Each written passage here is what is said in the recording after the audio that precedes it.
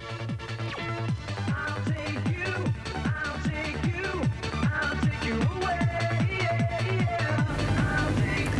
name is Erica Shalders, New Zealand Aerobics champion. I've been competing in competitive aerobics for about 6 years now, and over these years have picked up many helpful tips that I would like to pass on to you today to help you with your training. Sport is not only about fitness, it's about having fun, making friends and gaining confidence within yourself. But like in any sport, it is important that if you wish to achieve, you must put the hard work in. On this video we will look at compulsory moves, obligatory moves and ways to increase strength and flexibility. We will then move on to look at the breakdown of choreography, how to build up aerobic blocks for a competitive aerobic routine. 3 compulsory moves that must be included within a competitive aerobic routine. The first one I would like to go through are the jumping jacks. Now these are otherwise known as stride jumps. You must complete 4 in a row. This means you cannot do any other exercises in between. You cannot travel these moves or turn them. You can, however, use different arm lines to make these interesting. You must face the front of the stage.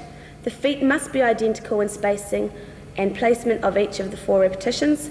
You must start and finish each repetition with the feet together, and you must open the feet to a minimum of shoulder width. The second compulsory move that I'd like to cover are the alternate high leg kicks. You must do 4 in a row and with no exercises in between. You cannot travel or turn these. You can, however, use different arms. You must face the side of the stage, and when the legs kick, they must kick straight forward and all 4 should be the same height. You must start and finish each repetition with the feet on the ground. Our third compulsory move is press-ups. You must do 4 in a row with no other exercises in between. Now this means you cannot stop at the top. You cannot travel or turn. You can use different legs, but both knees must stay on the floor. You must face the side of the stage. You must start and finish with your arms straight. Your hands must stay on the floor in the start position at all times, and you must use the same speed for each repetition. Obligatory moves consist of 4 family groups. We have the static strength family, the push-up family, the aerial group family, and the split family. Now these are moves which competitors can choose whether or not they wish to include them in their routines. It is advised that these moves are only to be included if the athlete can competently complete the move safely and with good technique. In a move to decrease the risk of injury, a list or element pool, if you like, has been developed, and you may only include moves from this list. Shortly I will demonstrate these moves to give you a clear idea of what they look like. It is important to note that each family has a set maximum of how many moves you may include. It is important that you check your rules to make sure this is correct. Okay, I would now like to demonstrate their stride jumps. We've got 4 in a row. Here we go. So every time my feet are coming shoulder width apart. Now it's important to remember that the judges are looking for execution, knees out over the toes.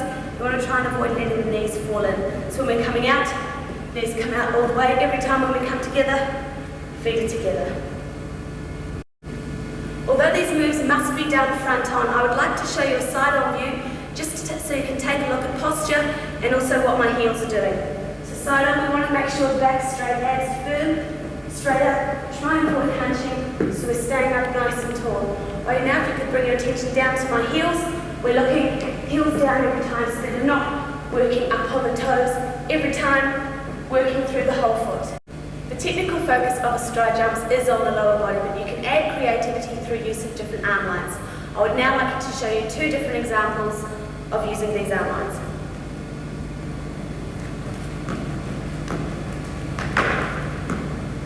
Okay, so I've added my arm lines, but it's important that you don't lose the width of the legs, so that when you add arms, that your legs don't start going too wide. So you've got to remember shoulder width. We're only adding arms to add extra creativity.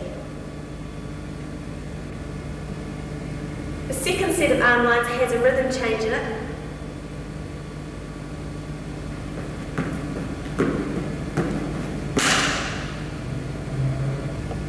If you do add a rhythm change with your arms, please be careful that it doesn't change the rhythm of your legs. Our second compulsory move is high leg kicks. Now these must be done side on. Start and finish position is with our feet together. Back is straight, abs firm. We've got 4 kicks.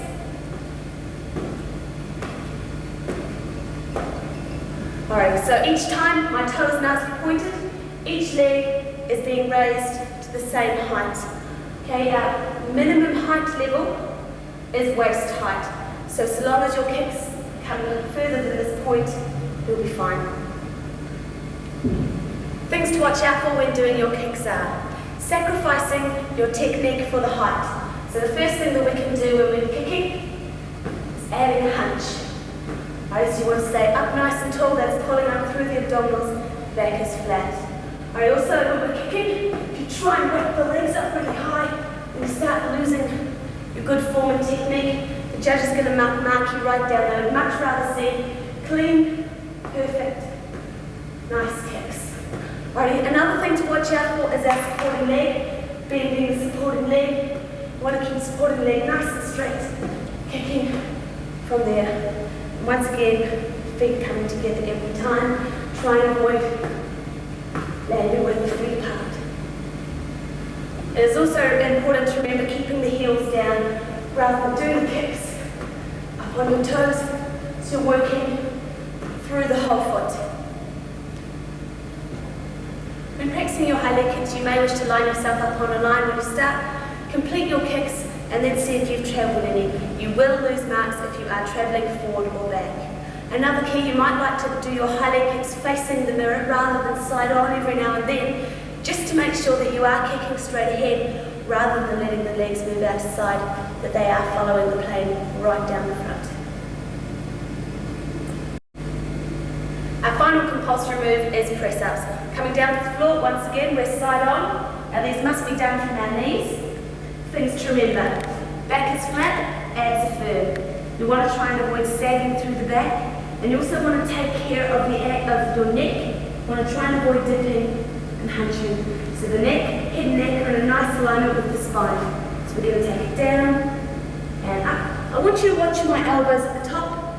You want to avoid locking. That's when the joint at the top locks, they stay nice and soft. Nice and soft. Good job. Arms, if you wish, you can take this to tricep, or you can take them wide. You can add creativity through use of legs. If you wish, however, please note the knees must stay down all the time, so you cannot raise one leg. Both knees must touch the floor the whole time. Moving into obligatory moves now. Our first obligatory family is our static strength. It's coming down to the floor.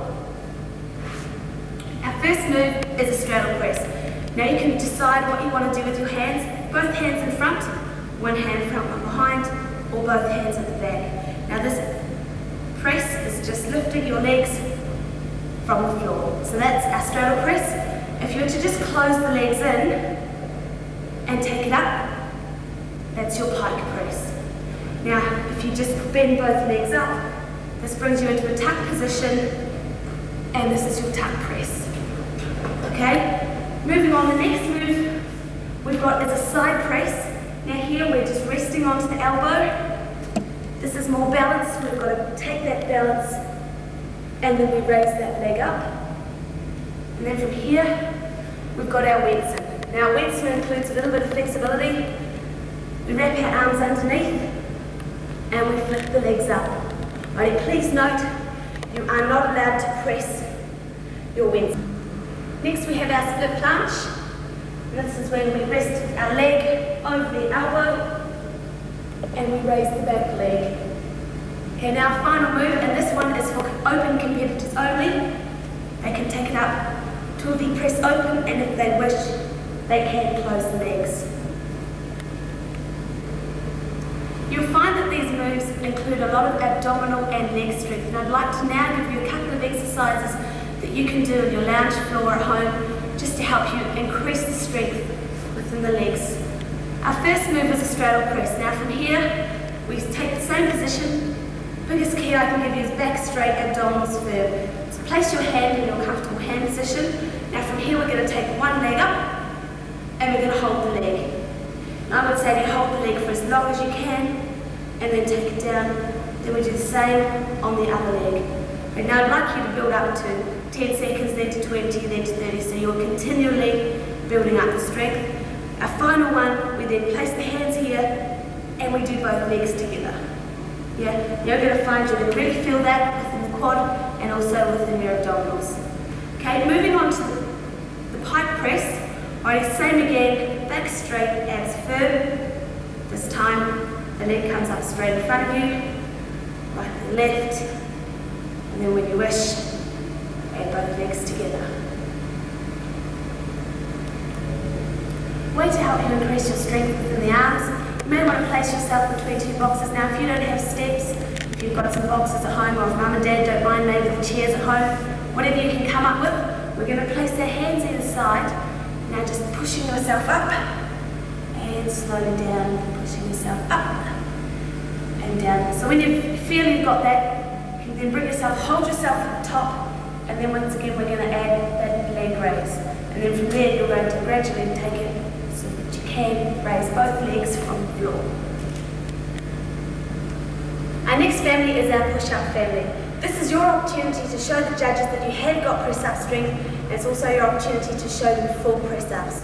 So coming down, starting off with two hands, we've got a wide arm width, down and up. So there's your two-arm push-up. If you wish, you can then bring your hands in. You've got a tricep. Then next up is a tricep hinge. Okay, we've also got a flying push-up. Coming down, up, landing down and press up. And if you wish, you can take one arm off. With this move, however, please be very careful at the height of the hips. They should never be over 45 degrees. If you wish, you can play around with the position of your hands. This one we call uneven hand stance. Okay, if you wish, bring the hands back together. You can add a circular motion, a circular or a rolling push-up. If you want to demonstrate your flexibility in with your press-ups, you've got a split push-up. This is where the leg comes up onto the shoulder. And before I showed you a Wedson, for open competitors only, if you wish, you can press this down and up. The last press-up I want to demonstrate to you is a lateral push-up. Here we have a lateral movement. Now it is not necessary to move the leg, yeah? Now to ensure you keep your press-up strength up, it is important that every time you practice your routine, you practice your press-ups within this, because on the competition day you're going to be tired when you get to your press-ups, and if you know in practice that you can do them when you get onto stage, you won't have to worry about this. Our next family is our aerial group. Now this is your opportunity to show the judges you have strength through the legs. Our first few, we've got our tuck jump, then we take it up to an air jack. Alright, and if you wish, you can take it to a stag jump. Alright, now the ones that start to include more flexibility, we've got a straddle jump. Alright, now all of these moves, we're all landing with our feet together. Very, very important.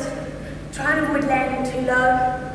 You want to be landing nice and safe, and try and avoid putting any extra stress on the knees.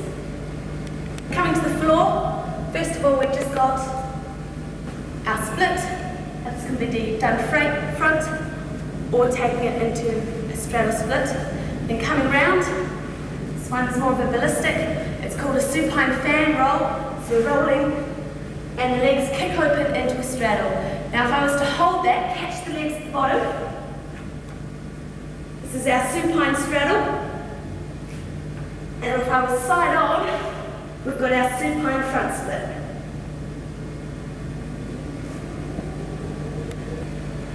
Now that you've chosen your obligatory moves that you're going to include in your routine, it's time to look at choreography and ways in which we can make this exciting and fun. Let's now take a look at how we can put choreography blocks together. Now remember, to make choreography interesting, it doesn't necessarily mean it has to be terribly complicated. Okay, I'm now going to take you through the combination starting with the base move, and I'm gradually going to layer in the complex variations. First move is a grapevine. We're traveling to the right, so step, behind, step. Now instead of coming together, we're going to bring our knee lift up. Now from there, we're going to take 3 knees, so grapevine, here's 3, here's 2, here's 1. So our leg is up. From this position, we jump the feet wide and come together. Now when we jump wide, it's a double count. So we're out for 2, out, in. Let's go from the top. We've got grapevine over, grapevine, 3 knees. Now double jack, together. Moving on, we've got 2 knee lifts, right, left, and left.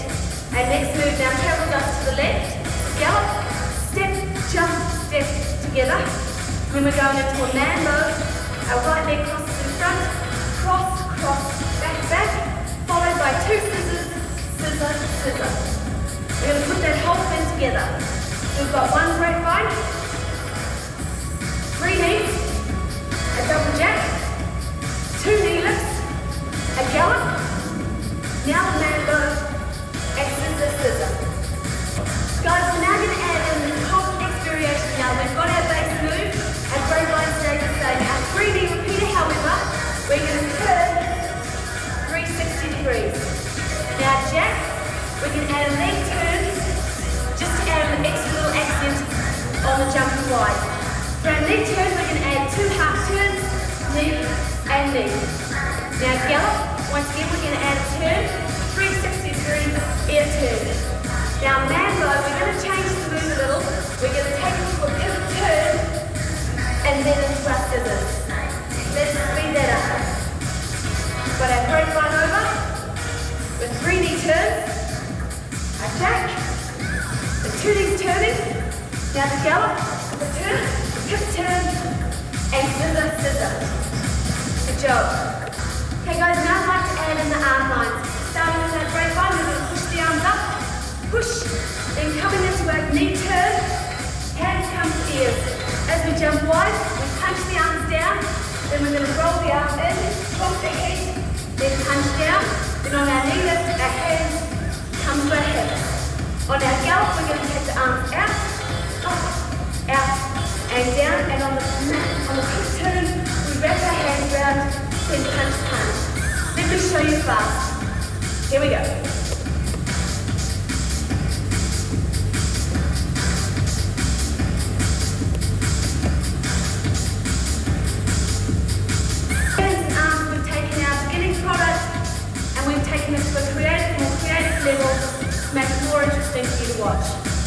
I would now like to take you through some choreography blocks which you may get some ideas from when making up your own routines.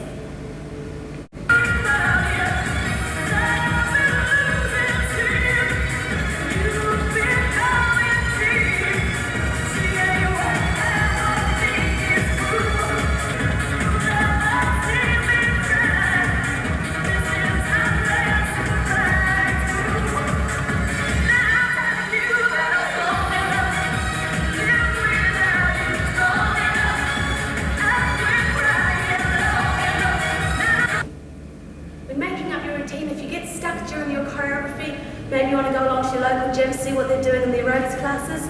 You may have some videos lying around the house of old aerobics competitions, or even just music and dance videos. You may find some ideas from there.